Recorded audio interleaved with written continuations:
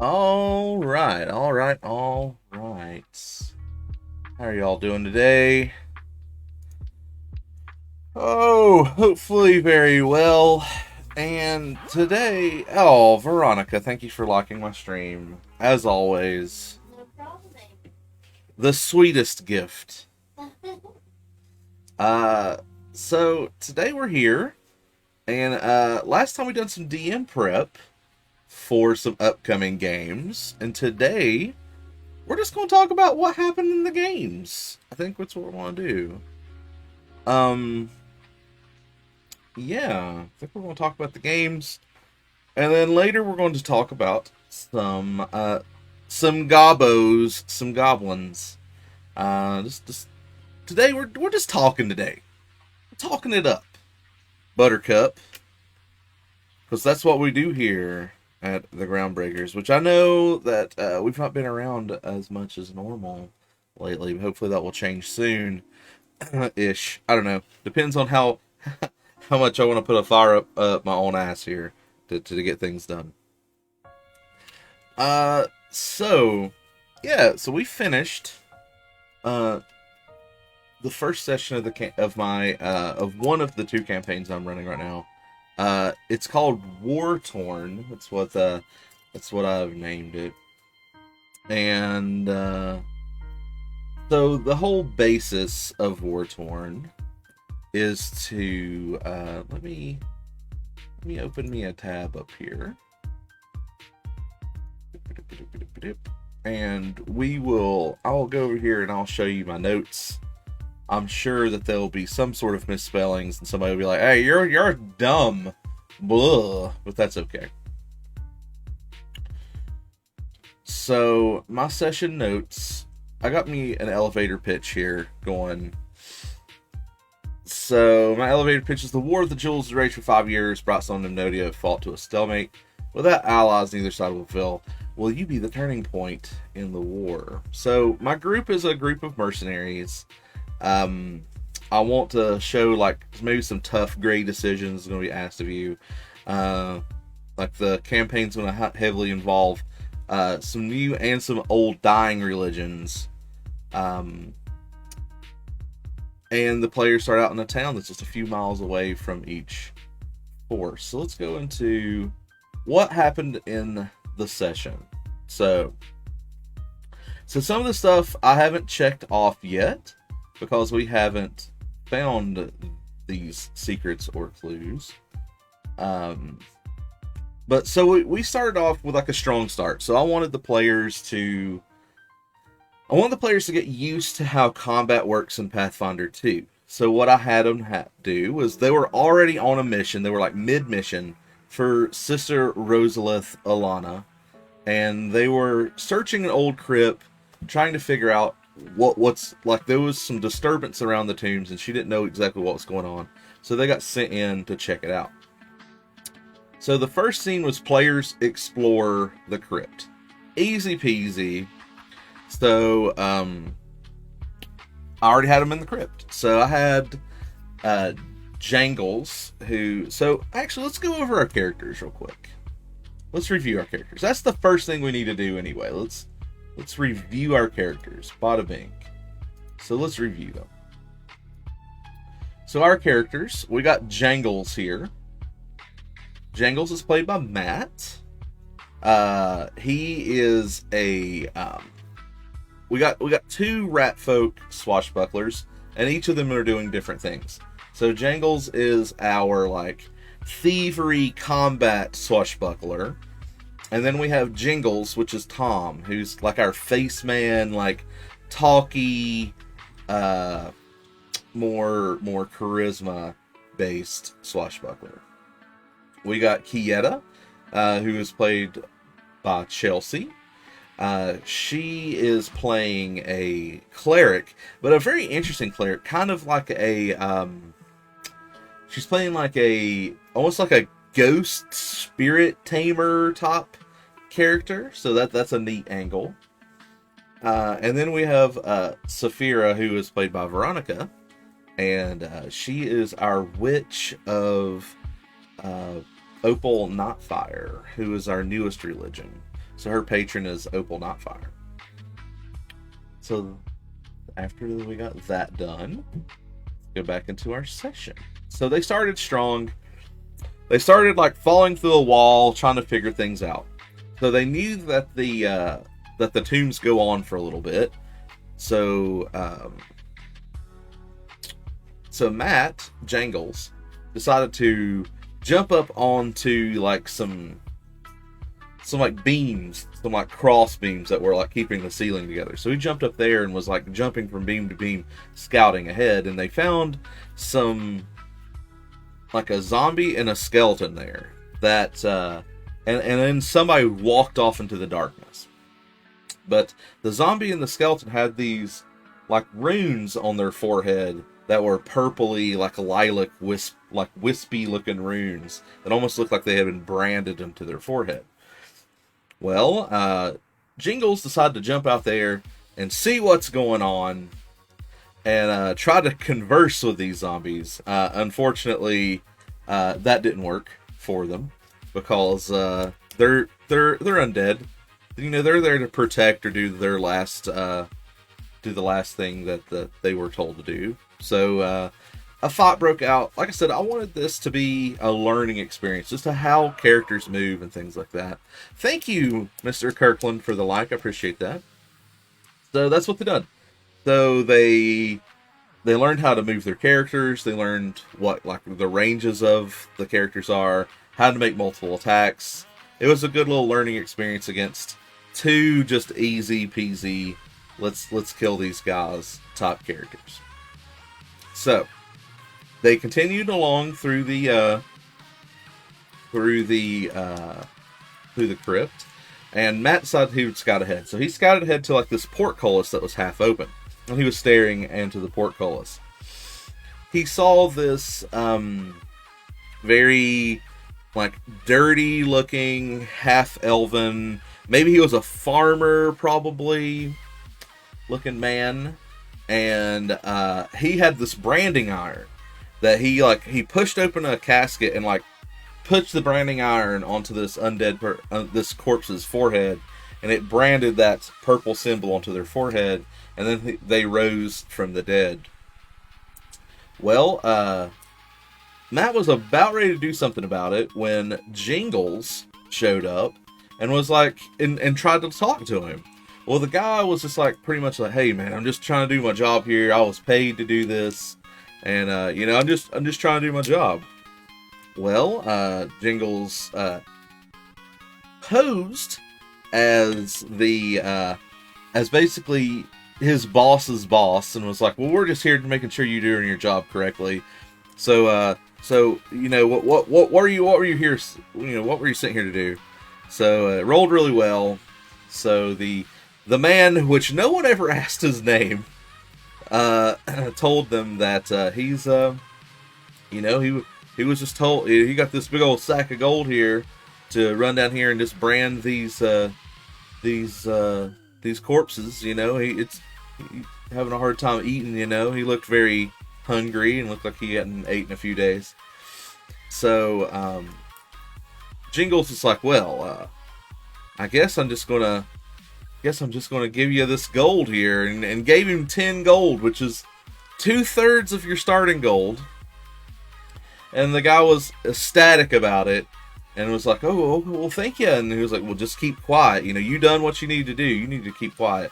And he left the branding iron for the group.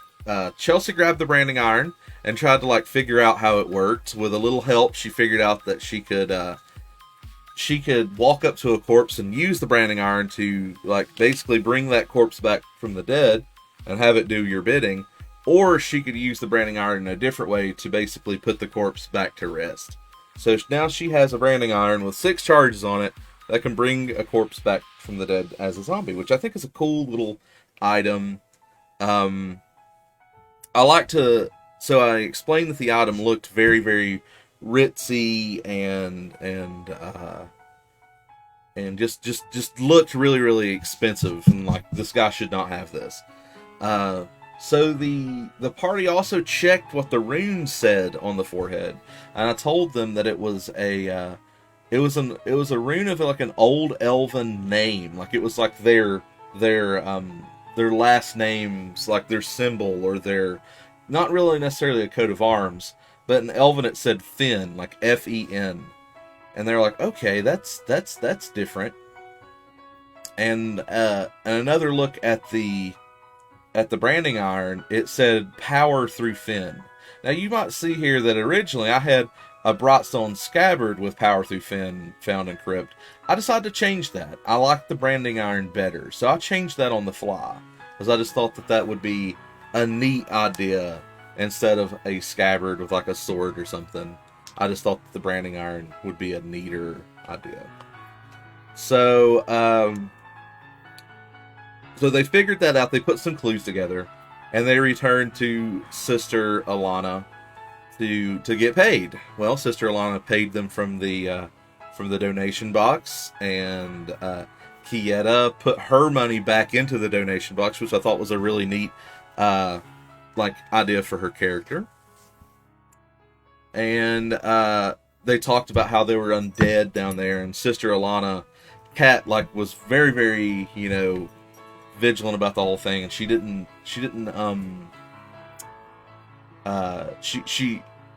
changed the way she looked a little bit. Like she looked more grim and more like determined and stalwart, and cast some spells. And like her, because she's in like her 80s, and I told the party that like you could see her muscles start to become more vibrant again, and she looked like she had a little bit, like a lot more pep in her step. And she walked over like behind some old tapestries and pulled out this great sword and like walked off to the crypt. And they asked her about it a little bit, and she's like, my watch has started again, so sometimes I shouldn't let down my guard kind of thing, and she's going to go and like protect the crypt. I also think this is a good way of hopefully oh, thank you, Wes, for liking my stream. Appreciate that a lot. How you doing today, by the way? I also think that that's what I want to use Sister Alana for. It's kind of like an NPC. I know that my party doesn't have a single strength-based character in the party, and I think that Sister Alana can be used as that if my party needs someone that has some muscle. I think that they can go to Sister Alana for some help. I think that that's if they want to use her. You just waking up, Mr. Mathis? Well, join me while we talk about my D&D session. So, after they done that, they were pretty happy about it. They decided to head off to their base operations, which happens to be upstairs at the local tavern, the Crossed Sword Tavern. And they get there, and they notice that the tavern's really hopping today. Like it's really busy today. They also notice that the tavern has a lot of Nimnodian troops in it. So let's stop just for a second. Let's talk just a little bit about lore. So there's two main antagonists in this campaign, and I think depending on how the players want to work it, they can have either of them be an antagonist, or they could ally with one of them, or they can ally with none of them, or they can go about their day. I'm not sure exactly how it's going to pan out, but there's two big antagonists, and those antagonists are actually countries. There's Brightstone, and then there's Nimnodia. Brightstone has popped up in the last few campaigns I've ran, has been like Brightstone centric. So it's like a land of like fairy tales but the land itself is kind of alive and reacts to whoever is on the throne in that land. So when I say it's a land of fairy tales, I mean like I have literally written in a dark version of like Cinderella into that land. I've written in a dark version of Beauty and the Beast in that land. I have leprechauns and stuff like that. Like it's a very much a stereotypical fairy tale, but shit's fucked up. Like think about like Toussaint from The Witcher or something like that. It's very much, here's some fairy tales, but there's some dark stuff happening behind the scenes. So we have flash forward 75 years in the campaign, and the current leader of Brightstone is Calissa Oakheart. If you'll give me just a second, I'll bring up. Well, you know what? We're not talking lore. We're not talking all about lore today. I'll tie this up. Long story short, because this is about the campaign and the characters and what they done, not necessarily my lore. But long story short, Brightstone has taken up Opal Nightfire, who is my newest god, like she's less than 100 years old, as their state religion, and they're going around from like duchy to duchy and like town to town, pretty much not forcing, but forcing people to throw down their old religions and take up this new one. And then on the other side of this conflict, you have Nimnodia. Nimnodia is used to be one of my big villains back in the day. So they used to be terrible, terrible people. They were essentially like Caribbean Nazis. They were all humans. They just wanted to kill off all the other races. They thought human was the most pure race, and it made a great villain. Like people hate Nazis, so let's kill the Nazis, right? Let's kill the fantasy Nazis. That sounds like a fun thing to do. So they were horrible. Just a terrible, terrible thing to put in front of people, but people seem to really like to defeat them. So over a few different campaigns, they were finally defeated, and they were kind of like eaten from the inside out, kind of like how Rome expanded too far, and Nimnodia also expanded too far, and they collapsed from the inside out. Well, everything was pretty good in Nimnodia up until probably around 10 years ago, when like a revival of how the old thinking started popping up. And in that revival of how old time thinking is, like they now no longer hate all races. They only hate the impure races. So they only don't like the half races. So if you're like half orc, tiefling, Issamar, stuff like that, like these races that shouldn't even be around. SMR they'd probably give a pass to, unless you were an SMR of like probably Opal Nightfire. You would probably have a problem because that Opal Nightfire had a big problem in their land, and that might be some of the reasons why that they think that the old time religions the old ways are better, because Brightstone at some point sent missionaries to Nimnodia to be like, well, convert to our religion, and Nimnodia was like, no, we're not converting to your weird new religion. We're not doing that. And possibly those missionaries went missing in some violent way. But that's what the whole war is about. The war is about two things: religion and ancestry. That's what this war is about.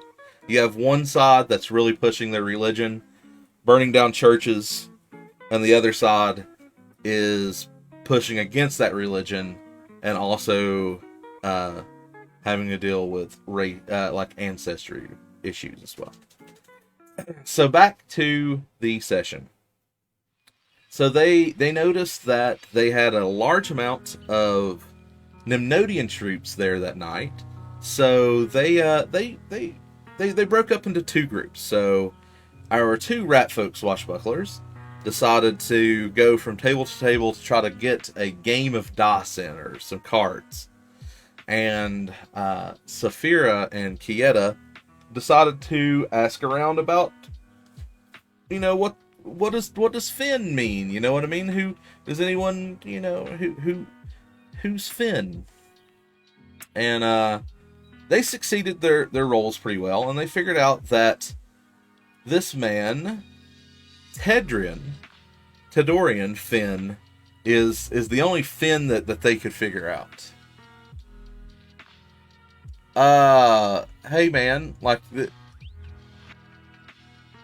Tyrick Garrett. I mean, that's cool and all, but this isn't really the place to be posting that you have a PS something for sale. So you're getting deleted, and you're getting deleted. So please, if you're selling something, man, just ask West. Don't be jumping into my channel, asking someone to buy your shit. Anyway, back to what I was saying. Where was I? They were at the inn, and they were asking around about Tedrian, and they figured out that he's a half elf from Brightstone. He's like a lieutenant of some sort, and he's one of those half elves, and the Nimnodians didn't give him more than that, other than, they spit in the floor in front of it, like when his name was brought up. And they figured out that someone from Brightstone has sent this dude to go and do this. At least they think so. So the other two guys decided to go and play some cards. And they played some cards, played some dice. They won some money by cheating a little bit. And they also won like a voucher to build something in the town. And Tom's character, Jingles, decided to give that away to someone who needed like a new roof on their house, which I thought was a very admirable thing. Like, Jingles has been very admirable this whole time. Everybody's been very, very cool, helping people out, doing nice things for people. So they go upstairs, and so there's two mercenary groups that are upstairs. There's the mercenary groups that my players are part of, and then there's the Iron Stout Adventuring Company. So the Iron Stout Adventuring Company is a large adventuring company. This is just like a detachment of them. We're talking, there's probably a couple of hundred people in the Iron Stout Adventuring Company, but in this town there's maybe like 5 or 6. And they go to bed for the night. So they wake up in the morning very, very groggy. They wake up super, super late. And when they wake up, they notice that their door is like ajar. And like... over multiple perception checks of trying to figure out like if there's somebody in the hallway and failing over and over and over, finally they decide to all get up and just go outside. But Jingles does go over to the windows and starts checking out the windows, and he like breathes on the window and he sees a rune that has been like written into the windows. And he figures out that rune is like a sleep rune. It's like a sleep trap. So somebody, like, magically drugged them basically that night. They walked outside, and they noticed that the Iron Stout Adventuring Company's door wasn't just like open; it had been like ripped off the hinges. And so Jangles goes down there to check it out, and he has very acute senses, so he can like smell things. And he smells like this spicy, like weird kind of smell, and he starts to get a little sick from it, but he's okay. And like the rest of the party can't really smell it, but because his senses are so heightened, he can smell it. It smells really alchemical and stuff like that. Like, all of their belongings in the Iron Stouts Adventuring Company has been like gone. Like, tables have been overturned. There's clearly a scuffle. Oh, thank you, baby. No problem. Appreciate that. No problem. Clearly there's a scuffle or something's going on. So they investigate that for a little while. Here comes a cattail. Can't see the whole cat now. You can. They see that for a little while, and they investigate. And after they investigated it, they decided that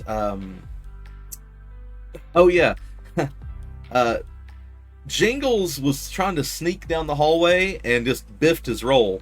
So he like stomped down the hallway and woke up the bartender at the bottom. The bartender comes up and he's like, "What happened to their room?" And they question him, and he talks about how Yeah, he was just serving drinks, and he just kept getting sleepier and sleepier and sleepier. And they asked him if they had any like weird, if anybody has been messing with the windows lately, and he's like, well, this slender man with his hood up always seemed to want to like he always seemed that complained that the windows were dusty, and he always was like wiping them off to like look out and stuff like that. So that they deduced that somebody has been here, definitely planting these runes for quite some time.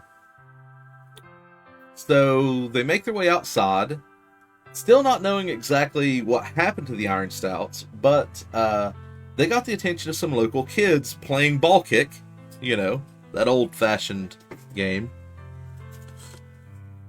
And Jingles kicked the ball, and it flew between two trees, and he scored a point, and the kids thought he was great. And they talked to the kids, and the kids said that, yeah, like, some men came out of there last night carrying these big bags of like flour and oats and grain, and there was like 6 big bags of grain they had. And the kids explained, and like one of the kids like pulled out his like little notebook, and he had been like drawing with like charcoal in it, and showed him the picture of this diamond with flame behind it, and it's the Brightstone symbol. And they were like, oh, well, they now know that some Brightstone soldiers, you know, kidnapped the Iron Stout Adventuring Company. And they know that, and the kids showed them where they left. They left out into the west exit of the town, heading that way. So the players were kind of at a conundrum here. You know, where do we try to figure out what happened with the Iron Stout Adventure Company? Do we try to figure out who drugged us? You know, unbeknownst to them, it's the same. You know, but they decide to ride out, and to west. They want to go to the Brightstone camp. Well, they get to. Oh yeah, I completely forgot. So they also received a note. Like the mail came for them earlier, and the mail was pretty much like, hey, listen, there's this old moat house that needs to be checked out on. You know, people have been going missing. They have been going out that way. We really need you to check on it. It's from the mayor's office. So they had 3 things to do. They could either see who drugged them, go to the moat house, or figure out what happened to the Iron Stout Adventuring Company. Well, all paths lead to Rome. So they go out, head out toward the Brightstone camp, but the guy with the acute smelling, Jangles, smelled that spicy smell coming off from the side of the road. It's like the whole moat house is permeated with this smell of spice and like a chemical goings on. So they go there. They decided they done something I didn't expect them to do. So they didn't go in through the courtyard, which is neat. Instead, they decided to climb the roof. So they're climbing around on the roof, and my Kieta has an ability where she has a spell that can pull your soul out of your body, and your soul just floats around as a ghost for a little while. And it can go wherever it wants to. It has a fly speed of 60, and it can just fly around. So it can, fly speed of 60. You get 3 turns, so that thing can go up to 180 feet and look around at stuff and then zip right back to its body. And I thought that was really, really cool. So they used that ability to explore 180 feet around, seen what was in some rooms. They saw they saw 4 soldiers in a room eating some lunch. He saw something weird moving around in this one room that looked overgrown. He found a really fancy looking bedroom. Yeah, and stuff like that. So, and then his soul zipped down. So, zip back. So they decided to sneak across the roof and go down a hole that was in one of the roofs. So they go down to one of the holes that's in the roof.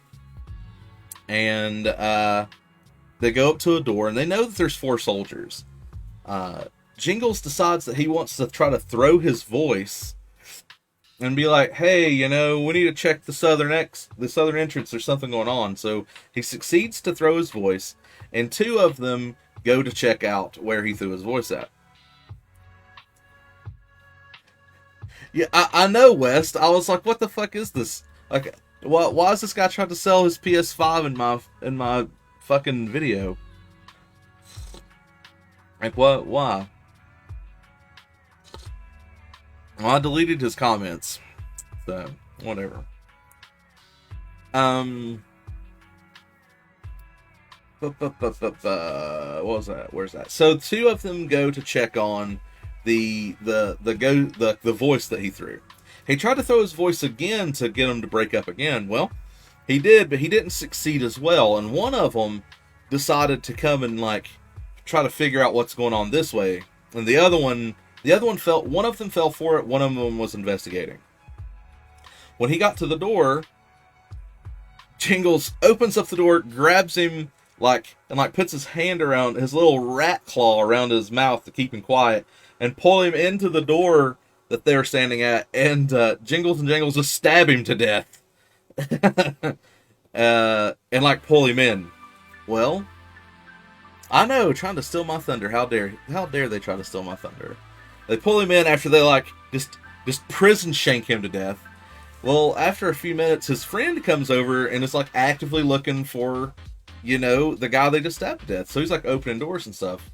Well, Jingles decides to walk out with the Brightstone cape and be like, "You, this is what I done to your brother. Do you want to meet the same fate?" And as he said that, like he like intimidated him, and I was like, okay, well, he critical succeeded his intimidate, so now the guy's frightened too. So all of his ACs dropped by 2. And Jangles decides to be like, okay, well, now that he's intimidated, I'm going to run through the cloak that you're holding and just fucking like rapier him in the throat. I was like, that's fucking sweet. So he done that. He used all of his precision damage. Now he criticaled that too, if I'm not mistaken, and he got to roll like 66 damage on precision strike, and just eviscerated the guy, like just cut his throat right out. And that was probably one of the coolest moments of the session. After they'd done that, they decided to wander around a little bit, and they knew that the 4 do you want to buy a PS5, Justin? They knew that the 4 guards were talking about something being locked in this room. Well, they go, oh yeah, Kieta and Saphira had already checked that room, or like while all this is going on, they went and checked that room, and they noticed that it smelled of rot, and there's these guys, there's 2 zombies of the Ironstone Adventuring Company just wandering around in that room. Like they're still wearing all their equipment and gear, and like they're clearly like new zombies. And they go back and they talk about that a little bit, and they're like, okay, so they're devising a plan on how to deal with these zombies in this room. But they got their branding iron, so they're like, okay, we're going to use this branding iron to control these zombies so we can have some friends. So they open up the door. Jangles opens up the door and hides behind the door as the zombies wander out. As the zombies wander out, Kieta runs up to one, brands one of them just fine. She goes to brand the other one and misses. And then Jangles kicks the door open, pulls out a crossbow, and pulls out his hand crossbow and fires a shot. Criticals again, and nails that thing for like 16 damage and kills it in one shot. And they're like, well, we got one of them at least. And it was getting a little bit late, so we decided to end the session there. But I'm very, very happy with how the session turned out. It was a great session. Some neat things happened. I didn't get everything I wanted to do done, but that doesn't necessarily mean that we can't finish up some of these secrets and clues later. But I really, really enjoyed it. It was solid. We got a lot of stuff accomplished. And we're going to put that straight down here into our campaign database. And I'm going to start working on my session number 2 pretty soon. We'll probably be doing that at some point this week, we'll be working on session number 2, which will be on Sunday. So I do have another game coming up tomorrow evening, called The Age of Rebirth. That campaign has a lot to deal with kind of like the new races coming forward, like the Kitsune are things that's never been in my campaign before. The Shuni, which are like dog people's, never been in my campaign before. So a lot of that's going to be dealing with like what caused these new races to come about, and like the artifacts or the things that happened to do that. So, but that campaign's also halfway not serious, and I'm kind of running a serious game in that. So we'll see how that works out. I'm not really too sure. We'll see. We'll see. So now that that's done, we're gonna shift gears a little bit, and we're gonna shift gears just a bit, and we're gonna talk about goblins. Actually, Jaybird, if you're there, give me a call on Discord if you want to come in and hang out and talk about goblins with me. I'm going to put us on a BRB screen.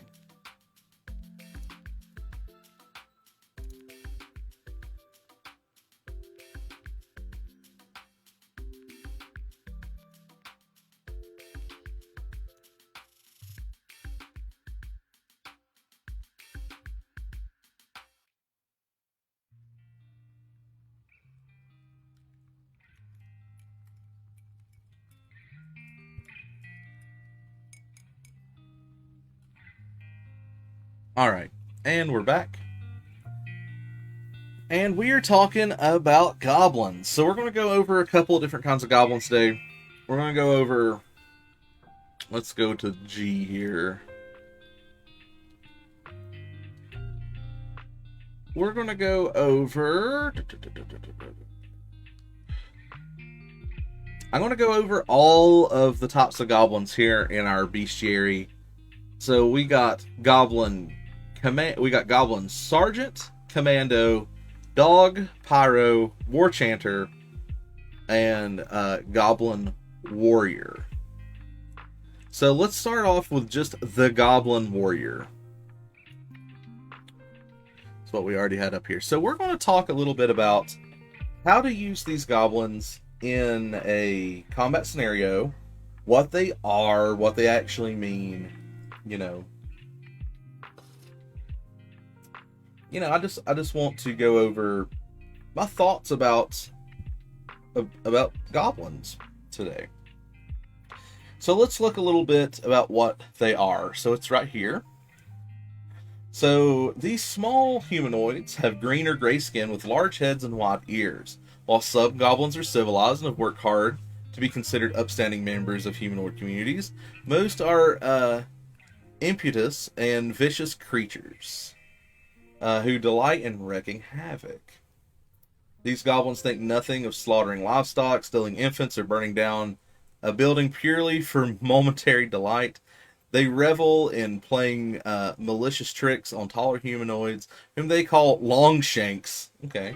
Goblins are superstitious with an intense awe of magic and a fascination with fire.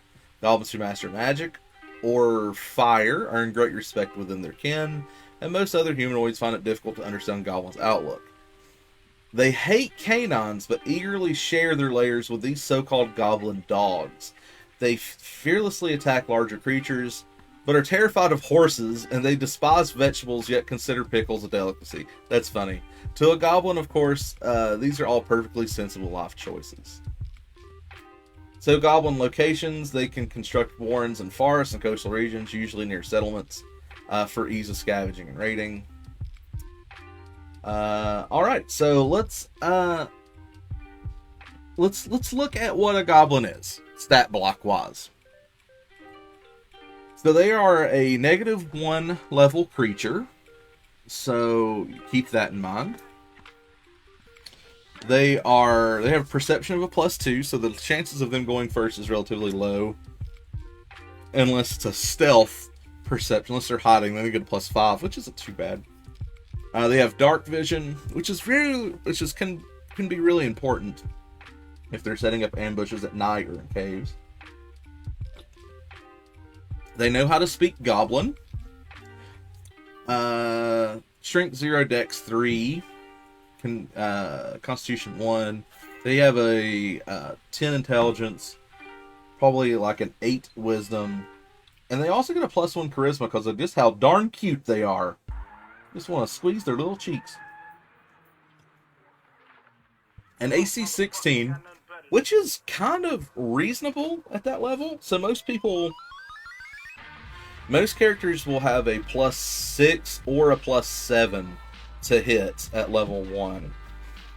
So you're going to have to be rolling, a 9, an 8 or a 9, sometimes maybe a 10, between 8 and 10 to hit these guys usually. So you're going to hit them about 50% of the time. Yeah, like we have crazy flooding all over the place. I noticed that. There's a lot of flooding just down the street here at the funeral home, and down at the other funeral home, right past the hotspot, it's floody there too. It's all over the place. Thank you for the shout out though, West. It's a big help. So AC 16, you're going to hit them about half the time. Fortitude 5, which is really kind of decent. So they're pretty successful. If you hit them with like a poison or something, they're probably going to get poisoned. Reflex 7. Now that will show that you're like lightning and reflex checks. They're going to pass most of those, and then will save a 3. They can be charmed or commanded pretty easily. Put to sleep. That will saving going to help with that. It's the HP 6. If you hit them, you're probably going to kill them for the most part. And they have a reaction called Goblin Scuttle. So a Goblin ally ends its movement adjacent to the warrior. The Goblin warrior then steps. So if a friend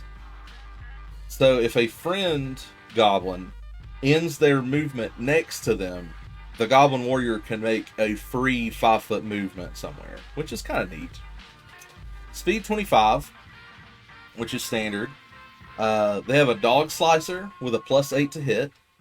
Ooh, that's pretty good. They're going to hit your players half the time, most likely. You called me? Okay, well let me get you in here, Jaybird. I think it's because I'm streaming the old. I didn't like it. Are you here, there, Jaybird? Hey, let me increase your volume. All right, talk for me now. Increase my volume. I have things that must be heard. Oh, it's still real bad. Oh, you're real bad. Am I real bad?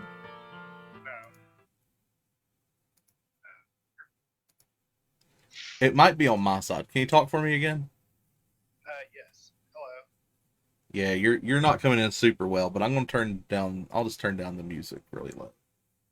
Boop, boop, boop, boop, boop, boop, boop. People can see what I have on the screen. Boop, boop, boop.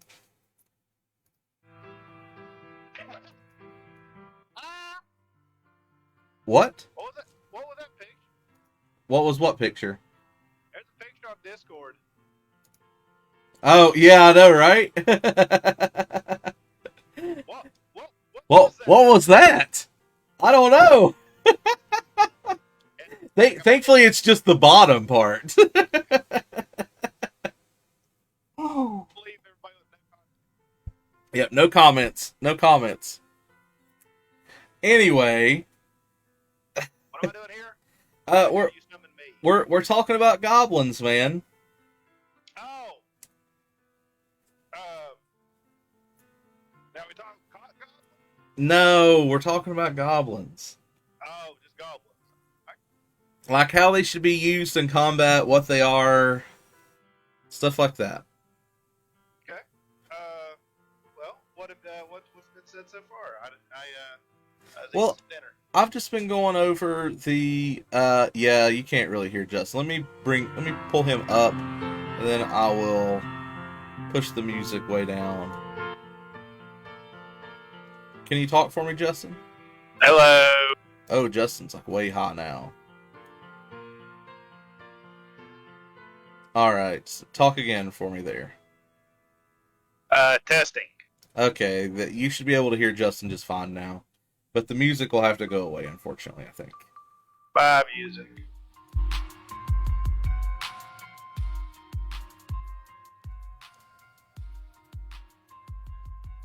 Oh, there we go. We should be good. So, yeah, we're talking about goblins. So we talked about what Goblin Society is, and now I'm going over like the stats, like the stat block of a goblin, like what they're up to. So we're on like what speed they have. So they're speed 25. They have a melee weapon called a dog slicer, which is a +8 to hit, and it's 1d6 slashing damage. And then they have a ranged weapon, which is their short bow, for also a +8 to hit, which does 1d6 piercing damage. And it's a deadly with a 1d10. So if you get a critical with the short bow, you're going to be moving that 1d6 to a 1d10. Goddamn. So we're going to go over all the goblin stuff today and how they should be used. So your normal old goblin warrior, how do you use a goblin warrior? Like I feel like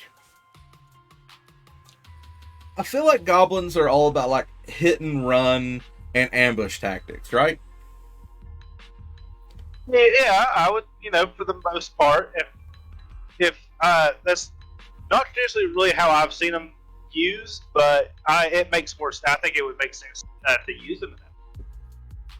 Yeah, so I think your goblin warriors are probably out there up front, like hiding behind a rock or a tree or in the grass, waiting for you to either get close or get behind them so they can like pop up and just pepper your ass with arrows, right?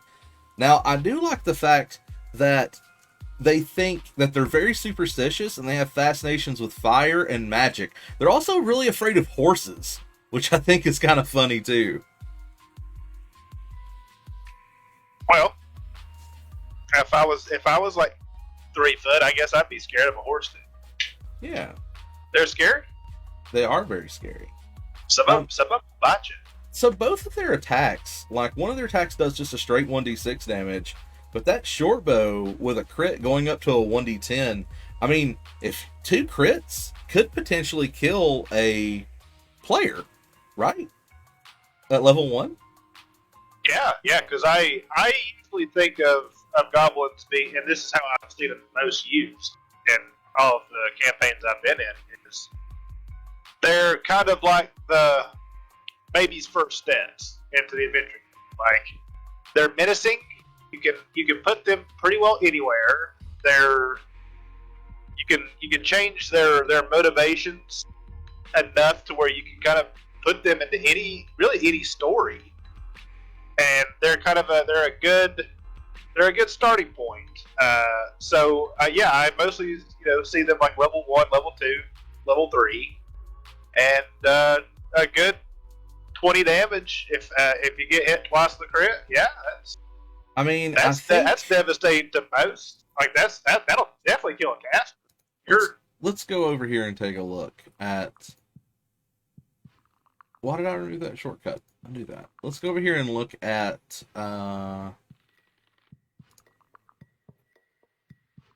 Let's look at. Let's see. Veronica's witch here. So she only has 15 hit points. So I mean, yeah, that could easily kill. Like with 2 criticals, that could easily kill. With 1 critical, that could kill a character. Yeah. Well, I mean, 1d10 like max damage times 2. Yeah.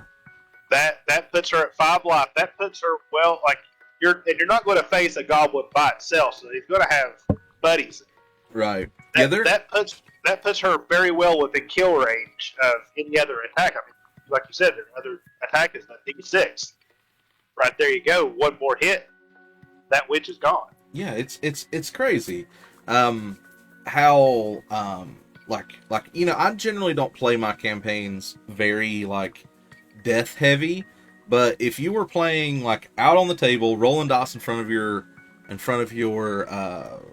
players, I mean you can get some early kills. Because this goblin is as easy to kill as some of the players. So you gotta think about that too. But yeah, I think goblins should be used tactically as almost like guerrilla fighters. They should be hiding somewhere, waiting for the best time to strike.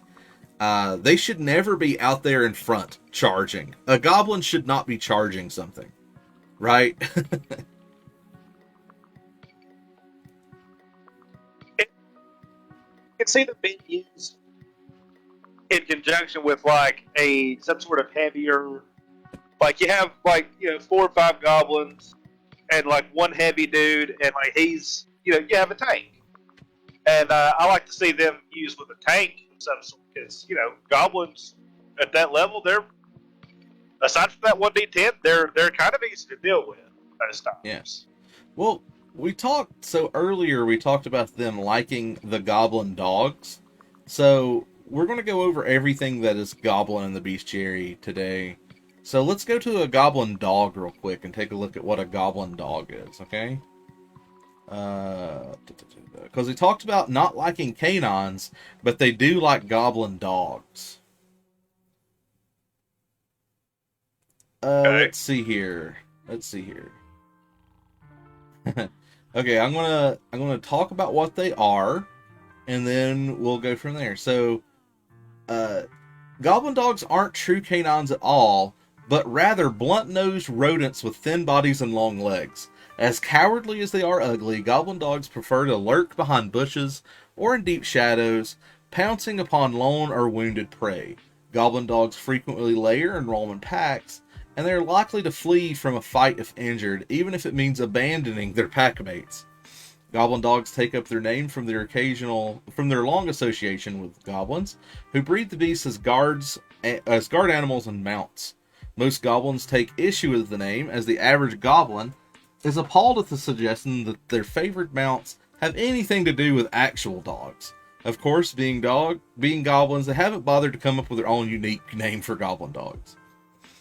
Even though the most pampered goblin dogs have itchy mange and prolific dander that tenaciously affects those who come in contact with them. This goblin pox causes itchy hives and festering sores, as they are that are as unsightly as they are irritating and distracting.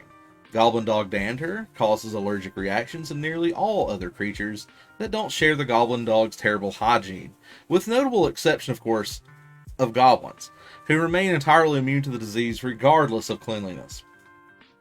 Hunger can drive goblin dogs to bouts of uncharacteristic violence. Many goblins purposely starve their pets to make them more aggressive in battle. Goblin dogs subsist on whatever organic material they can scavenge, and they particularly enjoy fresh carrion. Although goblins are far from picky eaters, they value goblin dogs as pets because the noisome animals will consume food that even goblins won't dare eat. Will It Eat is one of the several games goblins enjoy playing with their goblin dog pets, where a wide range of mouth-sized morsels, not always edible or safe to consume, are dangled before a goblin snout. Will It Die is a game often played after Will It Eat. Goblin dogs who survive the second game earn renown for their digestive prowess, and often become favored tribal pets treated better than most of the rank-and-file goblins. So what do we get from that? Seems like you have a couple of choices there. Have you a nice little little miniature goblin cavalry running in on the dogs? That would be kind of cool. I like how they're Yeah. rats. I like how these are actually just rats. These are just real big rats. I'm looking at a picture of them right now. Yeah, they're a very big rat looking thing. Yeah, here you go. I popped one over there. It's the big old rat. Yeah, but with if you're a DM that likes that has been kind of looking to do like more status effecty kind of things, you can have like the dander, have an effect. You can have them themselves, have some sort of rabies or something of that equivalent that would transfer over to a stat reduction or Sure. or damage over time. Well, let's take a look at the stat block, and we might get to learn some more. So we have perception 6, so that's relatively okay. Like they might get to go first in a fight at level 1 with a perception 6. They have low light vision, and they have imprecise scent up to 30 feet, which is also pretty good. They have an AC of 17, that's as much as a normal character, right? A 17 is pretty average. Yeah, that's not bad. They have a fort and reflex both of +8 and a will save of a +5. So they're pretty chunky at level 1, I would say. They have a 17 HP value too, so they have more HP than the standard wizard. They have an ability called Buck, which is DC 17 as a reaction. And that says, what that is irritating dander.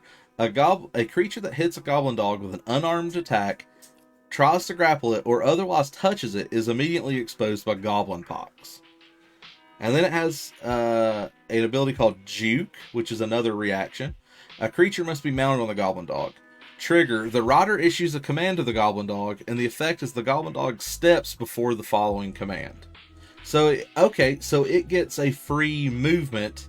It's a free 5-foot movement before a command is set. So basically gets an additional 5 feet. It speeds 40 feet. So in other words, it can move 45 feet in a turn. Justin, you there? Yeah, I'm here. Okay. So 45 feet is a lot. It also has a melee attack of Jaws. You get a +9 to that, which is going to hit average about a little bit higher than 50% of the time for a 1d6 +3 goblin pox piercing plus their goblin pox. And since we talked about goblin pox so much, it has scratch, which it just starts scratching itself, and all adjacent creatures get goblin pox. And let's talk about what goblin pox is as a disease. It's a DC 17 fortitude save. On stage 1, you're sickened 1. If you fail that save, it goes up to stage 2. You're sickened 1 and slowed 1. Slowed 1's ridiculous. So, slowed means that you have to give up one of your actions. So slowed 1 means one action. And then stage 3 is you're sickened 2, and you can't reduce your sickened value below 1 for the next 1 day. So if you fail 3 saving throws, you're just stuck at sickened 1 for 24 hours. And that's the stats. That's pretty massive. Like that slow is pretty massive at level 1. Like that a couple of those could be a good boss encounter, depending on how you do it. Yeah, like a couple of those with like some goblins on their back, like knights, maybe like goblin knights. Yeah, I mean that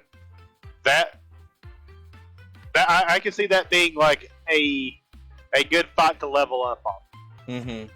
At the end of a whatever scenario you've got where these goblins are running around, I can see that being like at the very end. You walk into the last room of the dungeon, and there's a couple of goblin knights and maybe some archers that are mounted on them. Yeah. And once you kill the archers, then the the actual goblins start kind of going buck wild, or the goblin dogs are going kind of buck wild. Yeah. Like, I think, I know we talked a little bit about Goblin warriors not being like the charge and the fight, but if they're mounted on goblin dogs, I think that changes things, and with their speed being 40, they can like literally just take laps around your party, you know what I mean, and like surround them, like the old, like you've seen it, like the parties like in the middle of like motorcycles, and like the motorcycle guys are driving around them kind of thing. But you can do that with like goblin dogs and goblins. Yeah, I think a fun way to play it would be and you may have touched on this a little bit, but whenever a player does damage to the goblin dog while they're mounted, I would always want to put it as that damage just goes straight to the archer, so you can have that fun little. Now they don't have anything to control on them. Now shit's going to get a little crazy from them, like Right. almost like a phase 2. Phase 2, yeah, like a phase 2 fight. Yeah, like have your big bad run off in the sunset while his goblin dog companions deal with you. You know what I mean? Like have you chased after this big guy, like the big bad of the dungeon, and he gets away because his 2 goblin dog fucking knights block you. And I feel like that would be kind of cute. Have like the goblins with like oversized helmets on, you know what I mean? Like, and have them be like, you'll never get past us, kind of thing. Yeah. Like almost act like they're paladins or something. Like, I think that'd be kind of neat. So yeah, I think that would be really a really cool thing to have at an early encounter. Yeah, it's a cool encounter. So, do we want to move on to the next goblin? Yeah. Let's move on. Okay. But I agree though. I think goblin dogs, and like I think now that I think about it, I think you could almost use them as like a you could probably use them as like a stand-in for like a giant rat instead. Like, oh yeah, you think that there's rats in this basement, but nah, it's actually goblin dogs. Yeah, I could definitely see them doing what rats do, but maybe depending on on how crazy your world is with rats, like it's doing it better. Like it's better at burrowing, chewing on things, like it is. And I think it gives the players another idea of being like, okay, well, they think these things are rats, and they are, but these things are goblin dogs. That means, are there goblins in the sewers or something as well? You know what I mean? It gives like another question to your players. Yeah, and if you're trying to build up like an early threat, sticking with like the sewer thing. If you think that there's rats, all of a sudden you discover that it's goblin down in the sewer, that's a fucking concern. Yes. For most, like, I'd say like your average NPC, blacksmith, tailor, whatever you got, they're probably not gonna do too well against a goblin dog or 2 or however many you happen to put in a city. Right. That just happen to, and it looks like they can do a lot of damage to just structures. So if you wanted to go that route and be like, oh man, an infestation of these things is just ruining downtown, like, the foundations are crumbling. You've got, and then people are being attacked from their basements. Yeah, like what do? Yeah, that's a good early threat. That is. That's a good way to make your players go, oh shit, I gotta go deal with this. Yeah, things are getting a little serious, and then they kind of leaves a wonder like, okay, that was pretty bad, but I'm only level 1. So what's I guess that keeps them interested in like what the fuck happens in level 2, right? So speaking of that, let's ramp it up. So we got the Goblin Pyro. I like the artwork for this Goblin Pyro. I think it's really kind of cool. just dancing around with like some fire in his hands. I think that's pretty sweet. Let's talk about what it is. So some goblins take their people's admiration for fire fully into the realm of deadly obsession. These pyromaniacs can be a great boon to a band of goblin raiders, eager to torch their enemies and wreak havoc. More often, however, their persistence is a double-edged sword. In the heat of the moment, goblin pyros sometimes lose sight of their tribe's goals and simply set fire to anything that will burn, including their own allies. So, okay, that already tells me something neat about that.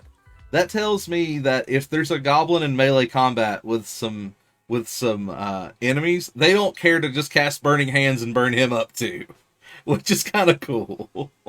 Yeah, which I could see, in the perspective of a higher level, like a higher up goblin. Yeah, there's always more grunts. Right. Yeah, So I like that. why not? So the Goblin Pyro, let's go over his stat block a little bit. AC 17, which is respectable. Fortitude 5, Reflex 9.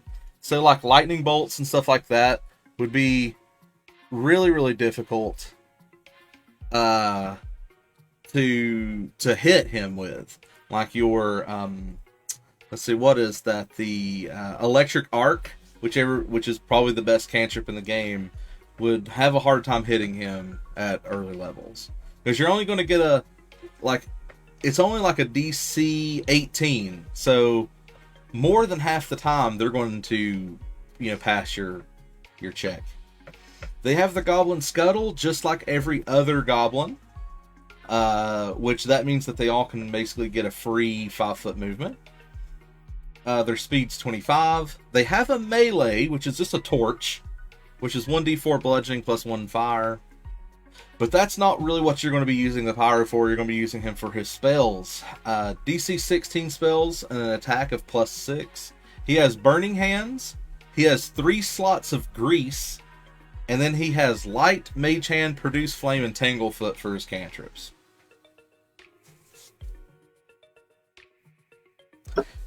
So you could play him as like a debuff kind of caster with Grease. Like you could grease up the the player's field and have them like slipping and sliding as his goblin friends are just plucking arrows at him. Yeah, you definitely. I like Mage Hand for. Why do you like Mage? I like to have because I like you could use that for some before out of combat sort of scenarios. Maybe like you're like sitting at like the general store and you just see like this little floating flask of oil float over there to like a crack in the wall, right? And you're like, what is going on here? And then you see it roll back out lit. Yeah, absolutely. I like Mage Hand for stuff like that. Anything with Mage Hand, I usually appreciate. And he has some good spells too. Burning Hands is solid. Like I said, Grease is a good debuff spell.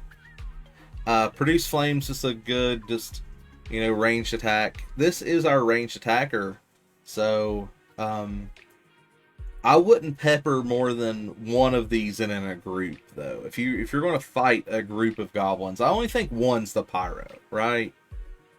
I could see. I agree. One per. I could see like maybe one leading like a. Depending on how your hierarchy.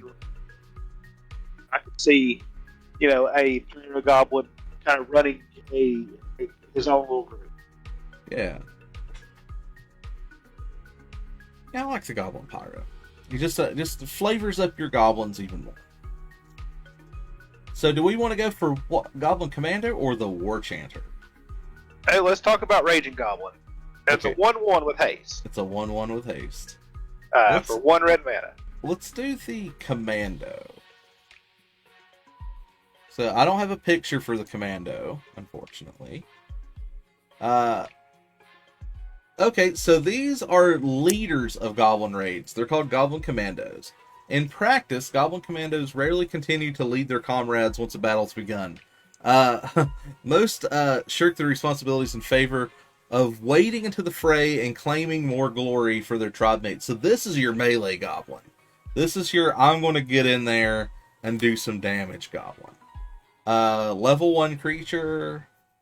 He has a AC of 17, Fort 7, Reflex 8, Will 5, 18 HP, which is 3 times the amount that a normal goblin has. He has Goblin Scuttle like every other goblin does. He has the Horse Chopper at a 1d8 plus 3 damage, and a short bow at 1d6 as well. So this is your boss goblin, right? Yeah. Yeah, certainly could do that. My video dropped. Hold on a second. Okay. We look still live. Oh no, it was on my end. Oh, okay. Yeah, this is definitely your boss goblin. So, like, do you like? I like how he's a leader, but usually when battle starts, he just goes to the front lines anyway. And I kind of like that idea. Like, I feel like he's a leader only in name. Like, but normally I would say to play him differently, but nah. Like, if he's goes there in the front lines, he should stay in the front lines. But the other goblins can be like his support. Oh yeah, yeah. And if you really want to get saucy with it, you could. And you have a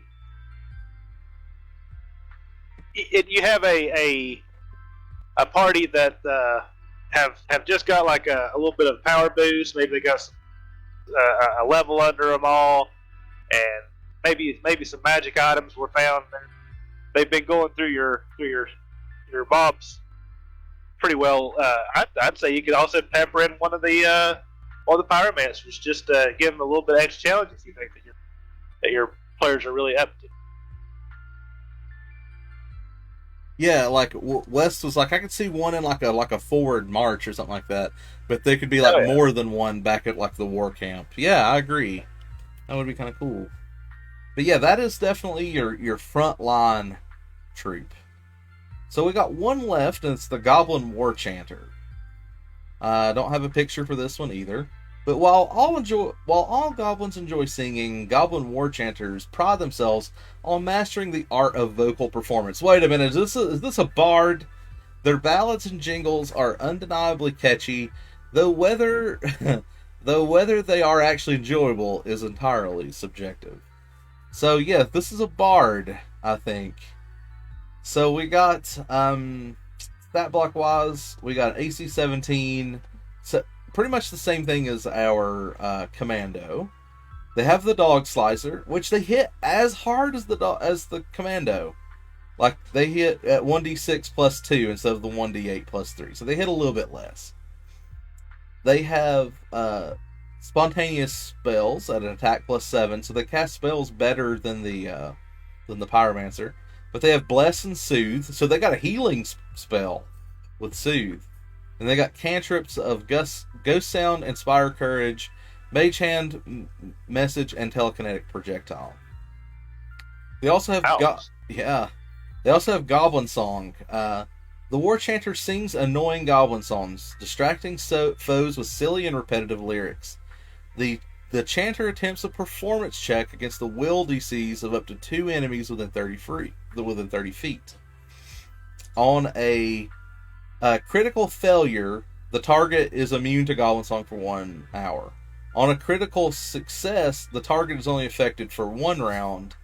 And on a critical success, the target takes a -1 status penalty to perception checks and will saves for 1 minute. So the Goblin Song actually is kind of meh, in all honesty, because like -1 perception will checks aren't that, amazing. Because the only thing that perception check's going to do is like for initiative, and like your will saves -1 can be effective, but also none of these guys are doing like mental magic at you. So like I feel like the Goblin Song doesn't bring anything to the fray. So I would probably house rule some stuff into Goblin Song, like make them make like one person have to focus on that person or take some negatives or something. You know what I mean? Make their song super annoying. It's like, hey, Justin, I'm gonna you failed your check for this Goblin Song. You are incredibly annoyed at this Goblin War Chanter.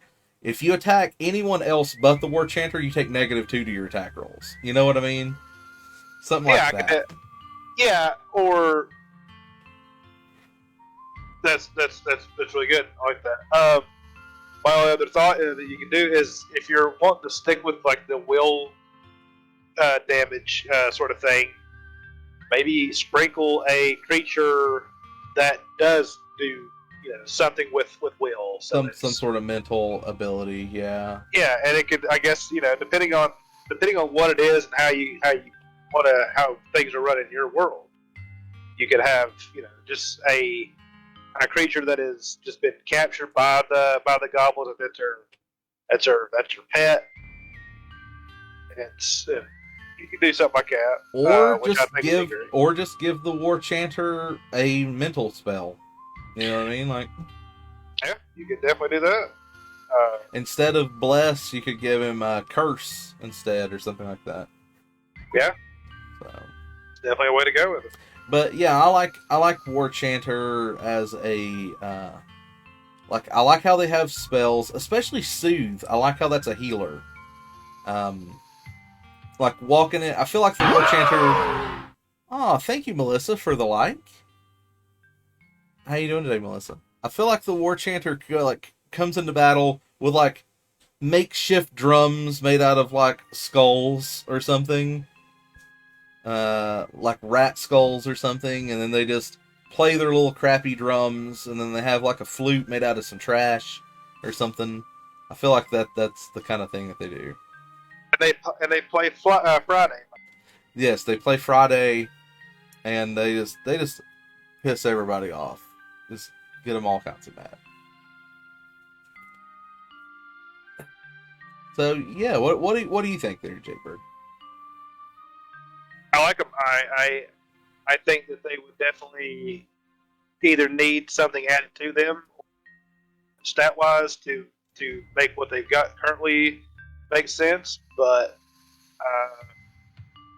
there's a lot of ways you can work with that. Which is a really good thing about goblins. They're very versatile in appearance and everything, so you can put them pretty much anywhere that you need, like a little introduction thing to throw at your players, and I think they range enough intelligence where you can put them up in higher places if you needed them there, or if that's right. what the situation calls. Melissa, I'm sorry you had to unload a truck today. I bet you are tired. I've had to unload trucks before. That's no fun.